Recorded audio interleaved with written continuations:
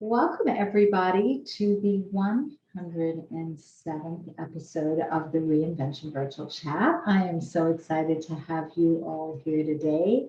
Stephynie Malik is our guest. Marvin Epstein is my co-host today, and I'm so excited he is back for another wonderful virtual and live chat. We're on Facebook Live, we are on Zoom Live, and we are recording for the podcast today, which is the power of reinvention.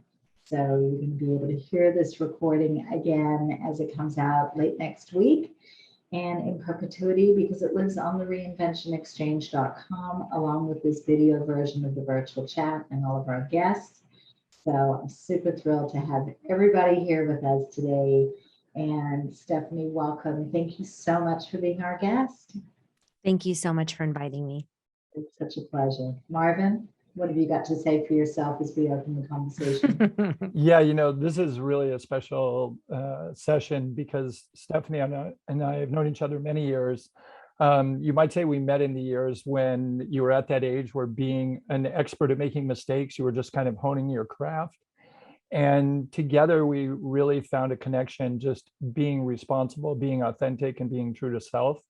And Stephanie's done that all her life. I mean, her phenomenal business career, her wonderful family that she's created, and just so many other amazing things. It's like a pleasure and an honor, and so appreciative that I can have her on the show. And Kathy, this is going to be a great session. Thank you. Well, we had a little chance to talk right before we went on, and we've had a little pre-chat, and we got so carried away with our conversation. I was like, wait, we got to save some of this for the actual recording. So I know what we're in for. I'm really excited. Before we delve in great detail, I'm going to open, as I always love to do, with a reading from my book, and then I'm going to share a little bit about Stephanie's background and Marvin's as well. So let me just dive right in, and I'm going to read a little something. And as some of you know, I love to read a little excerpt from my book because this book came out at the beginning of last year. It was at the beginning of the pandemic. And needless to say, I could not go on book tour. I could not do all those book launch events and parties and programs that I planned on doing with years in the making and planning. And since that's what we do at my agency, marketing, events, PR, promotion, it was absolutely crazy that all this wonderful planning had gone into something, and like everything that we all had to do just very quickly just sort of evaporated. And so I took the bulls by the horn and I reinvented my book launch plan and created the Reinvention virtual chat. So I feel like reading an excerpt from my book, like I would do if I was standing in a bookstore or at a book event, is the best way to really just open these conversations. I'm going to read a little bit from chapter 9, which the chapter is called The Dog Ate My Homework, and it speaks to some of the excuses and obstacles that we actually tend to put up in our lives, and it's a big part of today's topic. And there is a quote right at the top: if you don't like the road you're walking, start paving another one. That's from Dolly Parton. Sometimes when I'm talking to friends or colleagues, I get the sense that life is like a giant, never-ending, masochistic treadmill.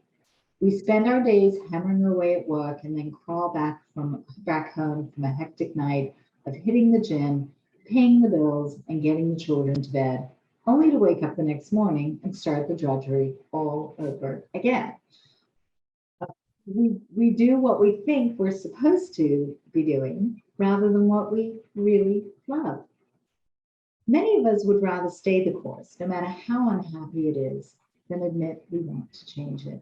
We feel like quitting our current path is a sign of failure when it's really just the start, the foundation for a happier life and the next adventure in our journey of life.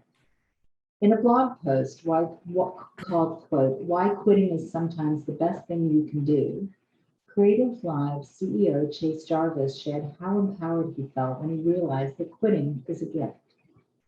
Quote, "It wasn't that my job was too hard or that I wanted to give that up," he says. "It was then that I realized I could live a much bigger, more meaningful life than I was currently living." Chris is talking about far more than quitting a job. He's talking about the willingness to reinvent his own idea of success. That is something that applies to all parts of our lives, from our jobs to our relationships to our legacies. We need to realize the ride will never stop for us. We need to stop the ride. Just like the concept of quitting, a new perspective can help debunk the excuses that may be holding us back from living a happier life. It's time to deconstruct our excuses. It's time to get this life moving again.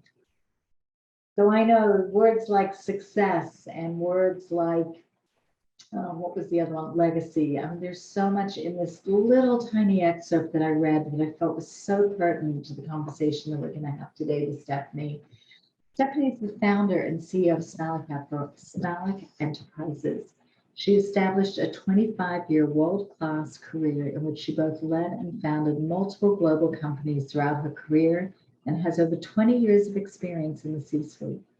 In addition, she has successfully spearheaded multiple acquisition efforts, and her thought leadership has been utilized by executives with Fortune 100 to 500 companies, startups, and pre-IPO companies and entrepreneurs alike. She formed SMALIK Enterprises with one single goal in mind: to help others and promote change through proven strategies, methodologies, and undeniable experience by delivering measurable results that consistently meet or exceed client expectations and outcomes. She's a sought-after business strategist, executive consultant, and crisis expert with certifications in both emotional intelligence and leadership from the International Coaching Federation. SMALIK Enterprises is a woman and minority-owned business. She also hosts Spin It, which is a business and entrepreneurship podcast.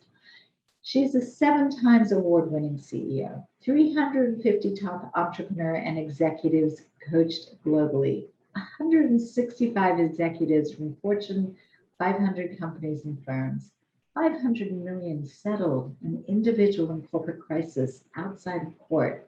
She's been featured on HuffPost, Hack, Forbes, BuzzFeed. The list goes on. The client list goes on. Stephynie, wow, where do we begin? There's so much ground to cover.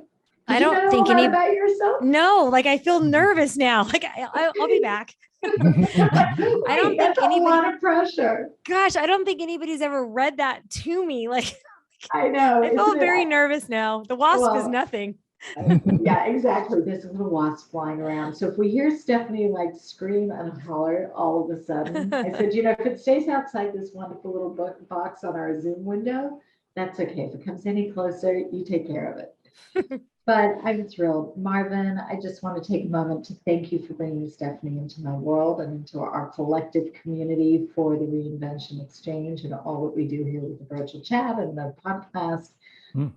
Maybe you could share with us a little bit of where you connected with each other. And, I know you guys go back so far, and it was just such an automatic for you to recommend that Stephynie be on the show. So before we start going down that road, and maybe share just a little bit of your background so that everybody that's listening has some context as well.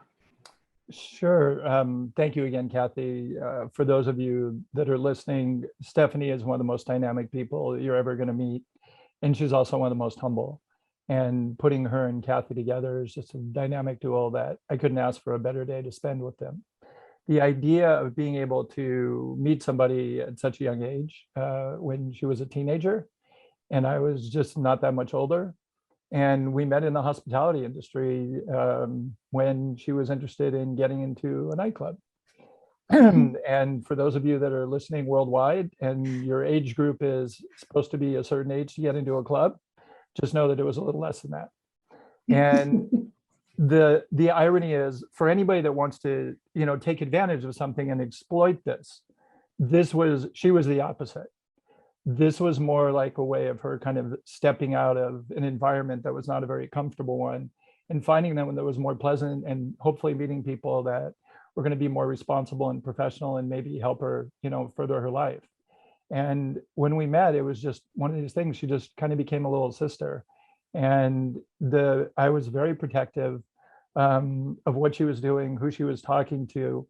And, if somebody would have said she would have went from being in that category and having that, life to lead and to challenge her, to be in the category she's in, which is one of the top crisis management, one of the top consultants, one of the top coaches in the world, I would have said, I think there's a great opportunity, and if she pursues what she wants, this is what she'll get.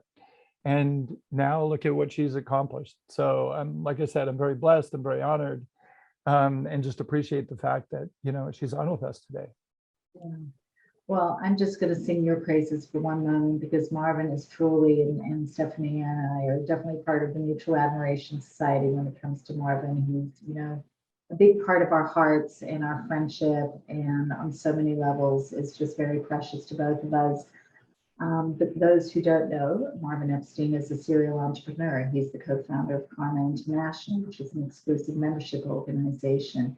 He previously started IAT Capital.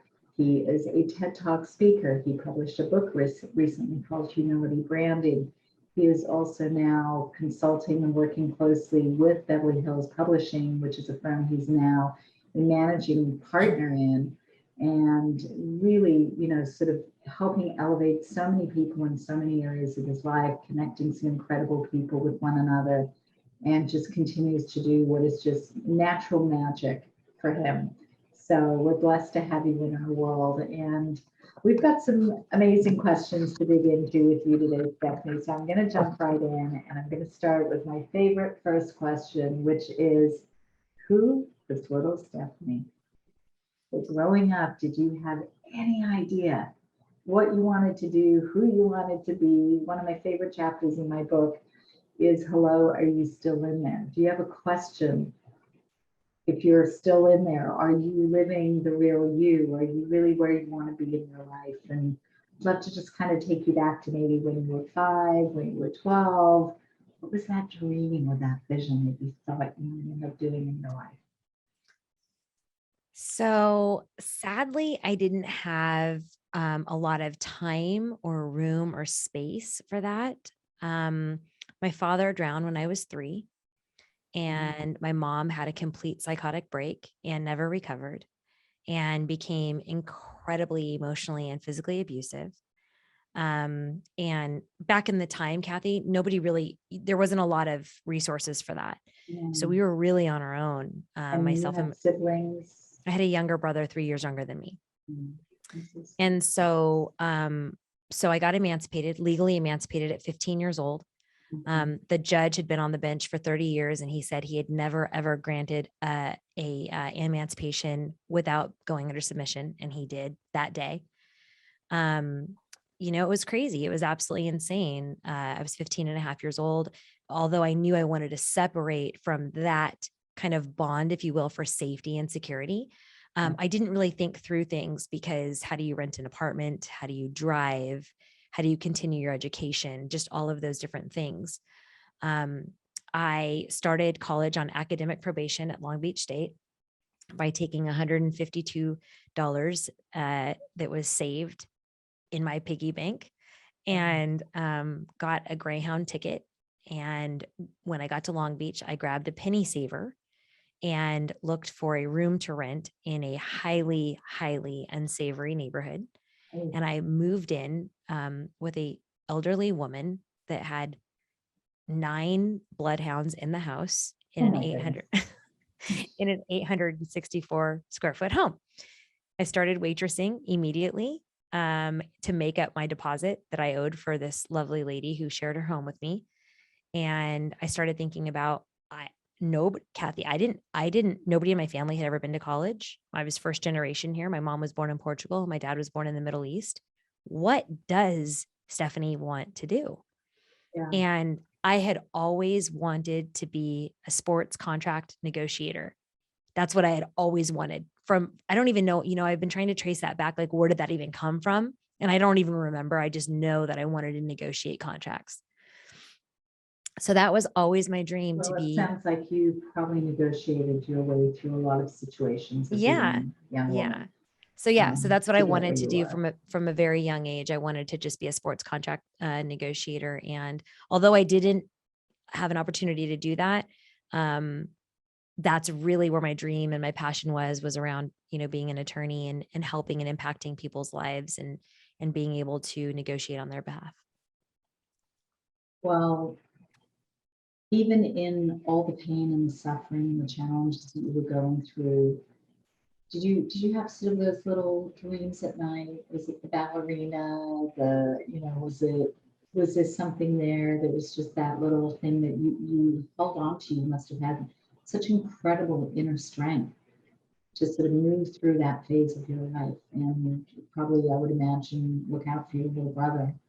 Yeah. And I mean, that says so much about who you are today and what you deal with and what you do every day.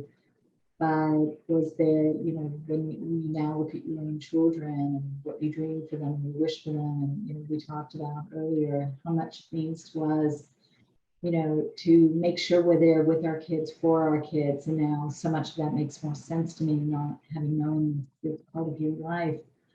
Do you sort of see through their eyes or through the lens of what you have bringing your kids up, just how meaningful it is to recognize who we are as individuals, whether it's from a young age or who we are today? For sure. And I think that bounces between painful to just pure joy.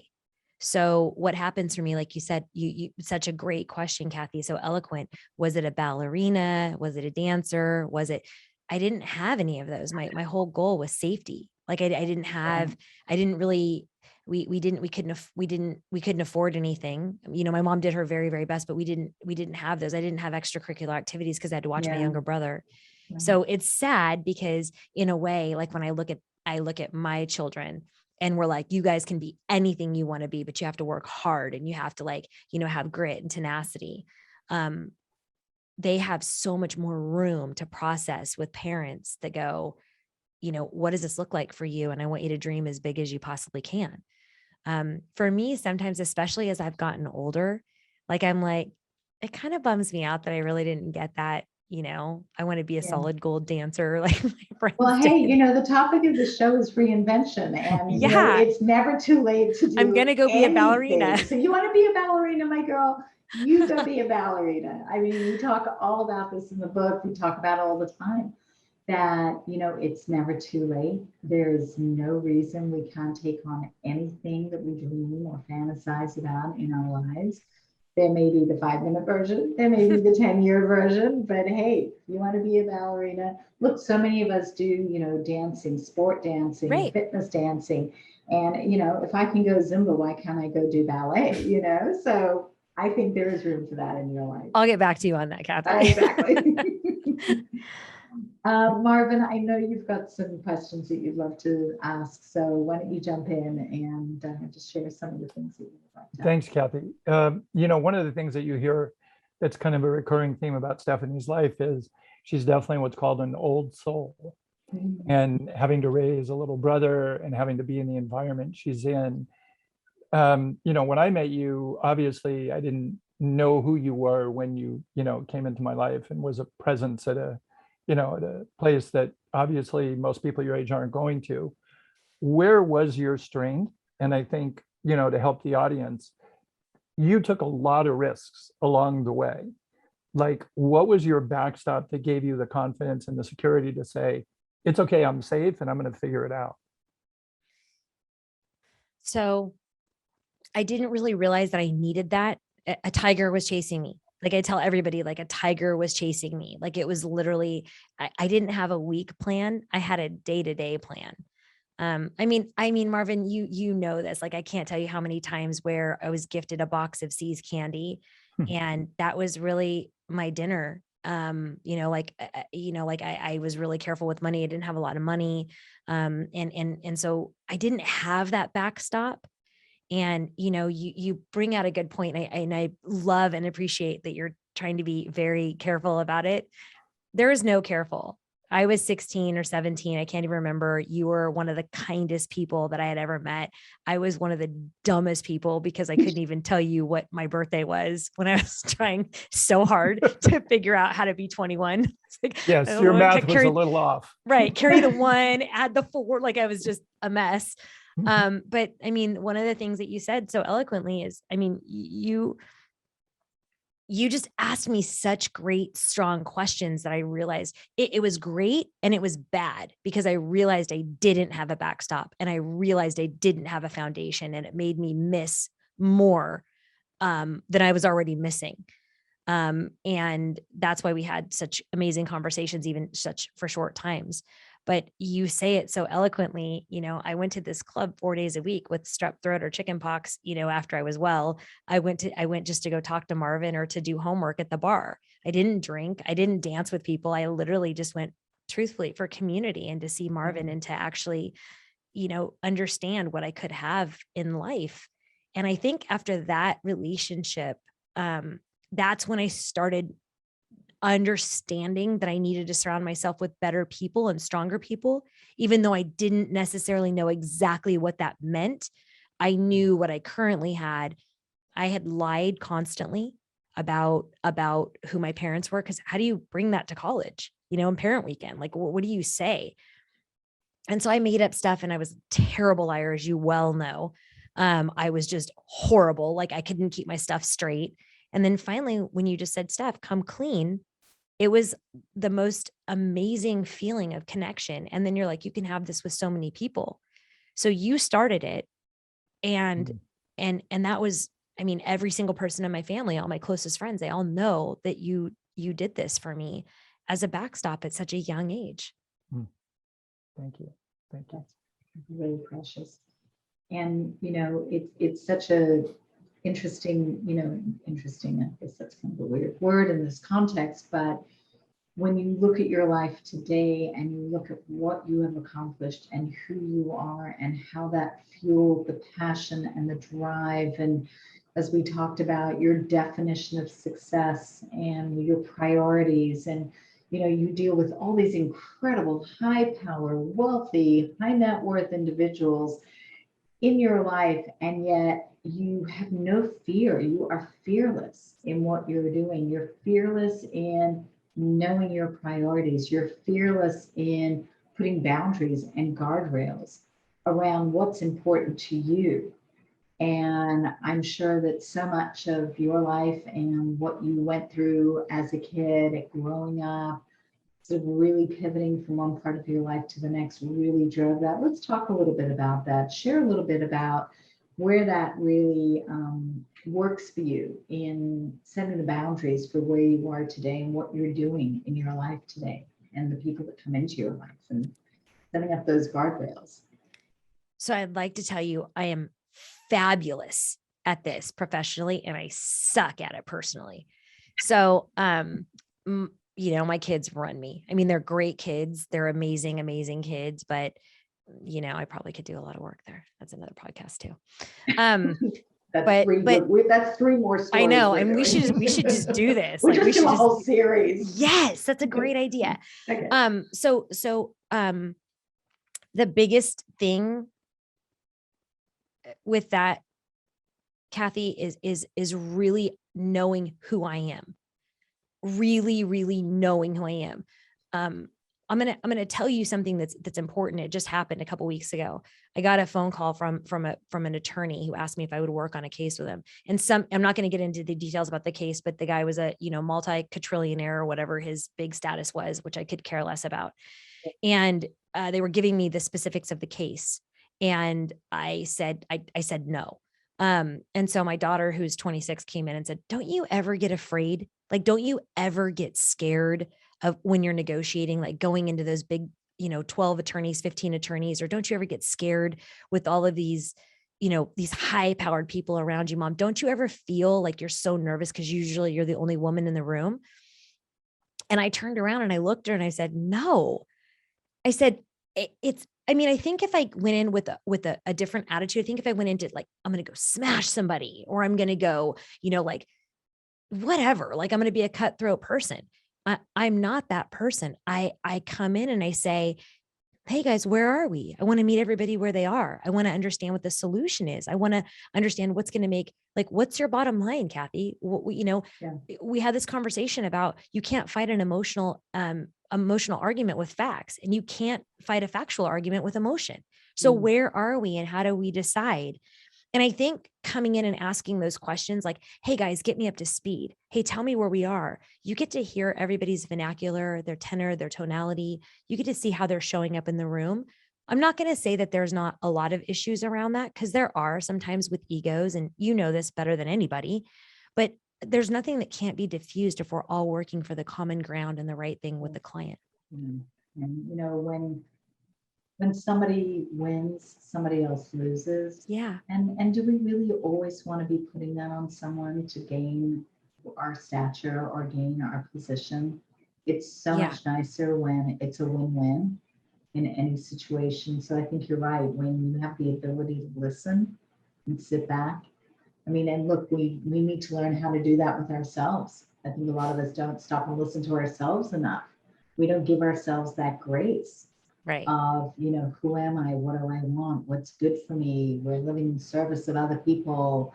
We're entitled to have the lives that we want. And sometimes, we're really challenged in understanding that. I think if you ask the average person out there if they're happy with what they're doing with their lives, when we get to a certain point and we're adults and we're grown-ups and we really do have choices, and we are always at choice, are we really stopping listening to ourselves, or are we just living vicariously through everybody else, wondering what it would be like?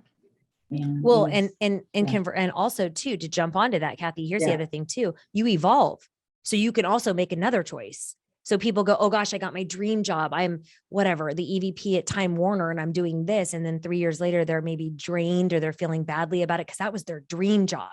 Right. And they're like, they just can't connect to it anymore. It's okay. We can pivot. It's okay. You can change your mind. It's okay. You can evolve to where that filled you up right now, and that no longer fills you up. You move on to something else that you can grow from. It's not rinse and repeat. It's reach. Right.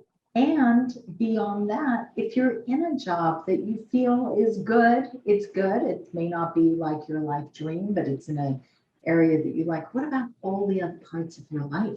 Right. The relationships, the spiritual, the hobbies, the passions, the dreams, the charity work, the physical health, there's so many parts of ourselves.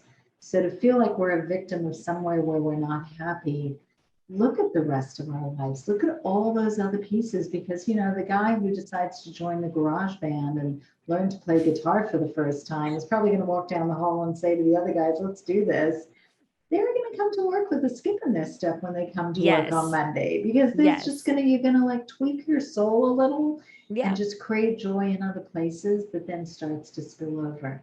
And those sorry, go on, Marvin. No, I didn't mean to interrupt, but I was going to say it's interesting because when Stephynie and I were talking about the reinvention side of, what was her strength, is she talks about the soft skills, the compassion, the kindness, and the grace. And when you can hone those skills, especially in what, most people think is an unparalleled circumstance that we've been dealing with, it's like, that's really testing you. How do you hone those? And I think this is something that, Stephynie, you should share, because there's a lot that goes into that. So, Kathy, I know you want to stay super focused on this, but I think this might be really important. Tangents are my favorite thing. Okay. So I'm going to tell you a really quick story, and I'm going to tell you the story. I've never said the story before. Okay. So we were working on a case last year, and I'm not going to tell you who, because you'll eventually meet the person, but I work very closely with this one very high powered white collar crimes attorney. He's like my brother. Okay. We share everything. He's just the greatest guy, but he's like, if anybody goes to jail, this is who you want. Okay. He's just doesn't play. His tone is like this. He doesn't rile. He's unflappable. He's just the greatest guy. And so he calls me, and I am in between, like, no joke, soccer, volleyball, and lacrosse. And I'm like running and I'm sweating and the location isn't right on the app. Okay. And he says, hey, I really need you tomorrow in Washington, DC. And it's dark. So it's 6 o'clock or 7 o'clock. And I was like, what? I can't do it tomorrow. And he's like, no, tomorrow. I book a flight. Okay. I book a flight. He texts me after I book a flight and he goes, oh my gosh, did I say tomorrow? He's like, I am so sorry. He's like, it's actually not next week, the week after. I mean, how do you miss so big? Okay. But I was like, okay, great. No problem at all. Thanks. I'll call you tomorrow. That's it. So we're going back and forth on logistics because we are trying to get the entire team in this place. Now, in all fairness, he's in trial and I'm in settlement and we're in different states. Okay. We have an asset manager coming to meet us who is a huge receiver that nobody could ever get time with. I meet him in DC. Okay. I land. It's 10:45 at night. My bags are gone that they took from me because I don't ever check a bag. They took it from me and they're like, hey, we don't have room, blah, blah, blah. I was like, okay, great. So they take it. It's gone. We get in the car. We're heading to the hotel. And I have been through absolute hell for the last 2 weeks in settling this case.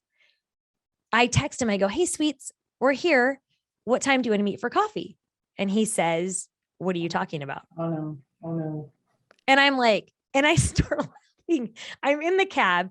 Every kid is like, yeah, like, I'm like, oh, haha. Okay. So every kid has had like whatever, like a prom nightmare, like, this boy hates me. This kid gets like in trouble at school. My husband's having nervous breakdown. And I was like, ha ha ha. And he's like, where are you, Steph?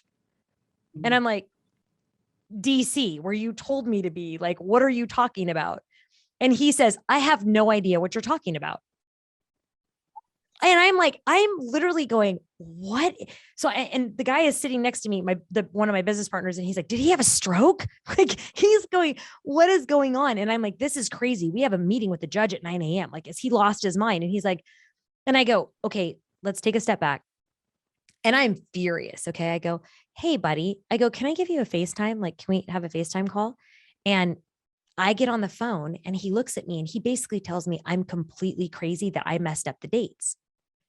So I'm like, oh no, I don't think so. But hey, hang on one second. Let me look, and I look and the dates are correct because I don't make those mistakes. And so I screenshotted it and I was like, here you go. Are you still going to be able to make the meeting, tomorrow at 9? And he's like, I'll be there.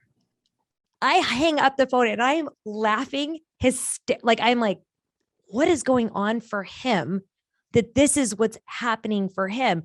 And the guy who's next to me is like, I am going to kill somebody. Like, he is flown across the country. He is losing his mind. And he's like, you are literally just so nice and calm. But I couldn't imagine what was going on for him, Kathy. I was like, how do you mess up something that's a multi-million-dollar settlement? You change the date 3 times. We have all of these conversations. What's happening for you that you don't have any recollection? So much so where you're going to attack me. Like, I couldn't even believe it. Not one time did I get angry, accusatory, blameful. I was just like, I really just wanted to get his perspective on what was happening for him. Right. And so that for me, I think it's not innate. I think it's developed and I think it's trained. And I think it's a matter of really connecting with somebody and really engaging with somebody. I think that's everything in any deal, in any relationship, in any sort of connection. You have to engage and really understand the other person. Well, I love that because it speaks to that necessity of listening and not just hearing, but listening. And I think we deal with this in business all the time. And I deal in an industry where we are connecting brands and creating partnerships and strategic alliances. And if you cannot listen to what the other team, the other potential partners, the other brands, the client really want, I mean, I always say we speak multiple languages. We're like translators. You've got to be able to hear and listen and know, because to your point, that ability to just sort of say, okay, this is not about me. Right. There has to be some area or some place or space where the conversation comes together and we as human beings are connecting and communicating on the same level is fundamental. And I think you nailed it. Story. I think that I always talk. So you just said 2 things that I literally say every day. Make sure you're on the same dictionary, make sure everybody's using the same dictionary in the room, and listen to understand, not to respond. Truly understand all of the things that are maybe not being said. Look at body language, look at tenor, look at tonality, look at engagement, just really pay attention to that person. Pretend like it's going to be the last time that you see them. And you leave people feeling really special, like they matter after you do that. So let me ask you this, because being in the business that we're both in, that communication and all of those components that you just listed, we don't get the benefit of that as much now that we're sitting on Zoom. I mean, reading a room, reading the three other people and how they even kind of glance at each other when a certain word comes out of your mouth, or Yeah. they scribble something on a piece of paper when you say a particular thing. I mean, these are the cues that we live by and we have succeeded and built businesses on because we have that ability to do that. How has that impacted the business that you were doing? How do you deal with that? How are you reading those cues in different ways now that we're spending a little more time in this Zoom environment versus that face-to-face with that one person or five people around a room? Right. So I think importantly, I haven't done any crisis calls on Zoom for several reasons. First of all, I can't assure the client that, it's not going to be taken. It's technology. They're sharing very deep and intimate, very private, sometimes financial, sometimes infidelity, sometimes whatever it is on Zoom. Yeah. So I can't do a crisis Zoom call. Coaching, it's a little different. It's definite. I think I'm at a strong 85%. I think I'm a B player. I think that you're right. It's all of those little innuendos. It's all of those little shifts in the chair that we don't get to see. I call them out. I know that that's not shocking for anybody, but I'll say, "Oh my gosh, Kathy, you look a little uncomfortable. Let's wait." And they don't like that very much. Let's wait, or let's sit in silence, or were you not expecting that question? Or how could I make you more comfortable? Those type of things. I was actually hired at the very beginning of the pandemic because so many of the big like Deloitte and IBM and those companies were having such a problem with their partners staying connected with the clients. Right. And so we created a course called Executive Presence: How to Stay Present While Not Being Present. And that was really, really tough. And quite frankly, I'm going to just call this out. It was a lot more difficult for men than it was for women, because men are so used to, like the kind of the high five thing, or the, like the way they sit, the way they communicate, where women are very used to, like, hey, Kathy, what's really going on for you? It was a lot more comfortable. Where men were afraid of a possible like HR suit. Like I had a phone call at the very beginning of the pandemic and go, how do I call that out? That I know she's been crying and crying and crying, but I don't want to sound weird and be like, hey, is everything okay at home? So there's a lot of those weird things. So it's definitely been impactful for sure. Yeah. I think trying to figure out how to make people comfortable and how to still keep people in reach positions foundationally that's what our job is if we're going to continue to impact and inspire as we go through this really tough time. Yeah. And what's really the favorite part of what you do? I mean, you have so many aspects to the business. What do you really love? What gives you the greatest joy? So across all three lines, which is business consulting, business high impact performance coaching, and crisis, I will tell you, I've worked really hard on this question. It's that common thread of when your client gets it, and you, Kathy, you know exactly what I'm talking about. That they go, oh, and they number one, they get it. Number two, they believe that they can do it.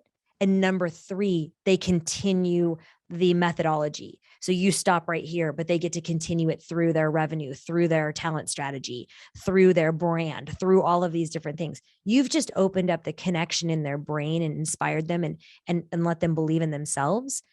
That's across every single business line that we have. When you see that from a leader, when you see them understand, and conversely too, when you see that maybe they haven't been leading as genuinely or as humbly as they can, when you see that, when that happens, everything changes. There's room for growth. There's so much disruption, and they grow, and it's just the best. Like I get so excited to talk about. It's just amazing. I love it. I love that. I think, Kathy, Marvin, one of the quick things I just want to add, and then I know you want to get to please. your question, which is going to be wonderful, is that, when Stephynie and I were talking about, she made a point that I think is really important to share, and that is her goal was to get in the room. And no matter what that role was, and is it a woman versus man having an ego, not having an ego thing, or is just Stephynie being Stephynie? But to share that statement is just get in the room, and how important and how critical that was, and obviously one of the cornerstones of your success. Yeah, again, Marvin, we could unpack this all day long. I don't know that I had that man or woman thing. I don't know that I was that smart. I just really was like, how do I gain as much knowledge as I possibly can? I mean, I would volunteer for the craziest things. I would be like, I remember going into my very first boardroom and telling my boss, can I take notes? He was like, you don't take notes, Stephynie. And I was like, but you know what? I can really put them in this really pretty, profile or proposal. And he was like, fine, take notes, whatever. And it wasn't so much the note taking. I just wanted to know, like, I didn't know what happened in a boardroom. I didn't know how you hold a board meeting. I didn't know, is it questions? Is it answers? Is it pitches? Like, what is it? And so I just would constantly volunteer. I would go, hey, you guys, I brought food. Let me set it out for you. And I would do that whole thing. So there was no shame in my game. I am not even going to lie. I was like, just let me in the room. Just let me in the room. Just let me in the room. Great. I love that. There is a favorite question, and I can't even believe what time it is. And I'm just, there's so many other roads I want to go down with you. I do want to touch on one other thing before I go there. And we kind of touched on success. How do you define success? And Marvin, I know this kind of like dovetails into a question that I think you stumped Stephynie with, which was, if I may, Marvin asked Stephynie this question: what do you feel? So I want to sort of ask, like, how do you define success? I've shared with you, for me, what has always been my priority in success was making sure I made it around the dinner table when my kids were young, no matter where I had to be, what I had going on. If I was in town, that meant dinner around the table with my kids, because if you don't have those moments, and then they grow up, and that's that. You have 18 summers. That's it. 18 summers. Yeah. That's all you have. Yep. So for you, I know that we're very kindred spirits in that way. We're, crazy, amazing, successful women in our own right. But for us, that's one of our great definitions. Are there other parts of your life where you feel that you have arrived? Into Marvin's question, what is that next great success that you envision for yourself? I'm not answering that question because I don't have a rock solid answer for it yet. That's our fourth podcast, Kathy. Okay, there's number 4. Okay, got it. Great. I don't ever feel like I've arrived. I feel like if I've arrived, I've died. There's always more to learn. There's always more to understand. Measurements of success are difficult because for me, they change. I don't believe in work-life balance. I believe in work-life harmony. If things are balanced, that means everything is of equal weight at equal time. And I just don't think that that's the case. So I strive for harmony in all I do. And it's funny because Kathy, your kids are older. I don't really think you understand that this is actually working because they just beat you up. They just tell you, all the areas you suck. And until you start hearing them talk to other people.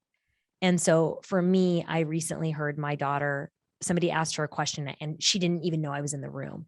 And she said, they asked her a question and she looked up and she was like, you know what? I don't ever remember my mom not being there. Like ever. Like, oh my God. She like drove for every single field trip until I graduated high school. And then you hear, and that made me really happy that she had that memory. Another one of our kids, my oldest son, who's 20, he was the biggest jerk in Rome. He was awful. He wanted to get to the World Cup. He wanted to go room service. I mean, we're in Rome. Okay. And he's like, I want to go watch the World Cup. And I'm like, I might kill you in the Trevi Fountain. Like that's what I was thinking. But, and so to hear him talk about, to give a report that I was nowhere around, and to hear his teacher say at a parent teacher conference, wow, he really, really enjoyed Italy this summer. That's really amazing. And then she tells me all of these details that we had thought he had missed. You don't know that you're doing a good job until later. So my measurement of success is always how happy and secure they feel in my love. Love it. Love it.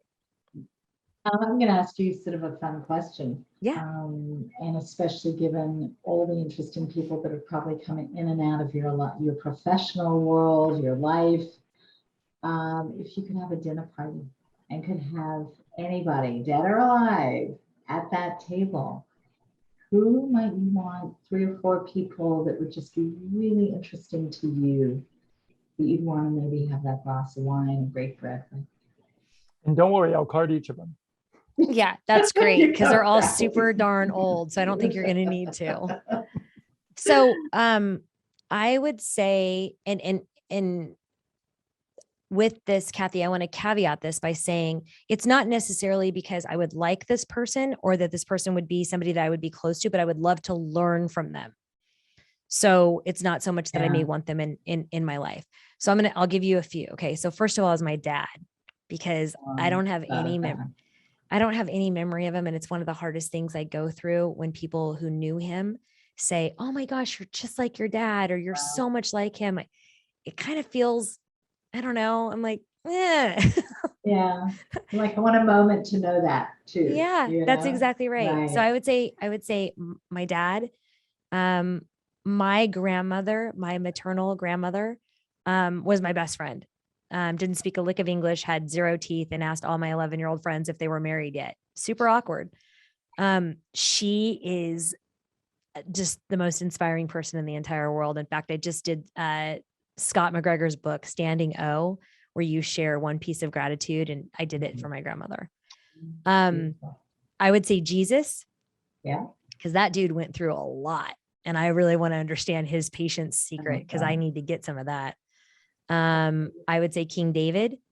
And then I would say I had a very, very special, close and dear friend that took his life. And there were so many unanswered questions because we had just had the absolute best dinner. And the next day it happened. And that was really, really hard. So I would say those people, just to kind of learn from and understand where their journey would end. A beautiful, beautiful dinner table. Yeah. Incredible conversations. And it's always fascinating to just envision, if you just could, if you could dream that. And I just encourage people to just think of what's possible and what they can reach for and who you want to surround yourself and who you want to be and what you're entitled to in life, what you can dream of, and whether it's that 5-minute reinvention, that 10-year reinvention. If we put our feet one step in front of the other, those baby steps to get there, we'll figure out how to create so much of what we want in our lives. You are such an extraordinary example of fortitude and dedication and love and commitment. And I'm so honored to know you and to know that you are now in my world, thanks to Marvin. Marvin, any other last questions before we turn it over to our audience? Thank you, Kathy. The last thing I just want to say is what I love about the ethos of both of you is it's not a man-woman thing. You're gender agnostic. And in this world and in this time where there's villains and the victims, I can't tell you how valuable you are as role models to not only women, but also men, and especially me, to say there's no villains, there's no victims, there's only victors. And the goal is just to be good to each other. And both of you stand by that. And, I just want to hear from both of you, at least, one excerpt of why that's so important, because I think that's really what the world needs right now. Well, Kathy, you go first. It's your show. Go, Kathy. Go, Kathy. No. You're the guest. You go. Why is it so important? Because I have such an insane amount of gratitude on the people that helped me rise, the people that lifted me up, the people that were there for me, even when I didn't even know what their purpose was, but they never gave up on me. They always lent a hand. When I didn't know what I was doing and I had no clue, they would gently call me out of the room. They'd be like, "Hey, I think somebody's at the door." And, they would they would be so kind in correcting my behavior because I maybe sounded young or I wasn't following what it was. I think doing that for others and acting in kindness and grace and being humble and really asking thoughtful questions of other people, I think that gives them a little cosmetic, oh, I can do this. Somebody's interested in me. I feel special. I feel connected. Also, too, just like Kathy, being an intentional connector. It's the worst thing in the entire world when you get an intro from somebody and you're like, oh, what am I supposed to do? Like you just go, oh yeah, meet Marvin. He's great. Oh, meet Kat. Like, what does that mean? Like, what do you envision? What do you see for that connection? What are you feeling for that connection? Because it might be something else, but it's so helpful to know what they felt about that connection, what inspired them to connect. Beautiful. I'm going to leave it at that. Drop mic. Kathy's like, podcast 5. I'm like, there we go, number 5. We've got a whole series, like I said. I'm going to wind down this part of the conversation.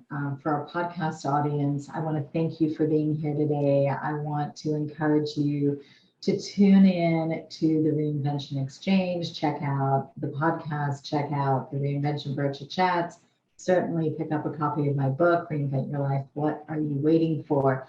Have a look at what Stephynie is up to. You can go to her website and take a look at stephiniemalik.com. All of this is in the show notes. Certainly connect with her on LinkedIn. Check out her podcast, Spin It. Marvin and all that he's doing, Karma International on LinkedIn, Marvin Epstein. Check out his book, Humility Branding. We've just got so much to share, so much love for making our world a better place. And I think all 3 of us and so many of you who are here joining us in the community today, tuning in, we are here for you. We are here to inspire you, to tell you you are entitled to live this incredible life. So for those in the land of the podcast listening audience, I thank you for being here and happy reinventing. And for those who are here on the virtual chat, I want to open up. I know we're about to hit the hour mark, but if we can just take a few minutes, if anybody's got a question, a thought, a follow-up to anything we talked about, no pressure. If you don't, that's okay too. But just want to give you a moment to say hi, raise your hand, say hello, and share any questions you have for us. Josh, go for it. I just wanted to say, Kathy, really, you know what I'm saying? Shout out to Steph, you know what I'm saying, for hanging in there and believing in the Most High. And shout out to Marvin, you know what I'm saying, for noticing the beauty and the light inside of Steph. And I think that's it. Thank you, Kathy, for having another wonderful show. Thank you, Josh. So Josh's goal was to make us all cry. Yeah. Thank you, Josh. Josh. That was so kind of you. That was really beautiful. Thank you. Anybody else want to chime in before we have to sign off? Yeah, I too was really touched. And I would love to stay in touch with Stephynie if it's possible. I also felt inspired. I'm touched by her bravery. Yeah, it's amazing. Thank you, Sally. That's very sweet of you. I really appreciate that. That's, really, that's the whole reason it took me so long to figure out an incredible story to be able to say, this is why I do it. And the story was there all along. It didn't have to be an incredible story. It just had to be my story. I just had to be willing to say it.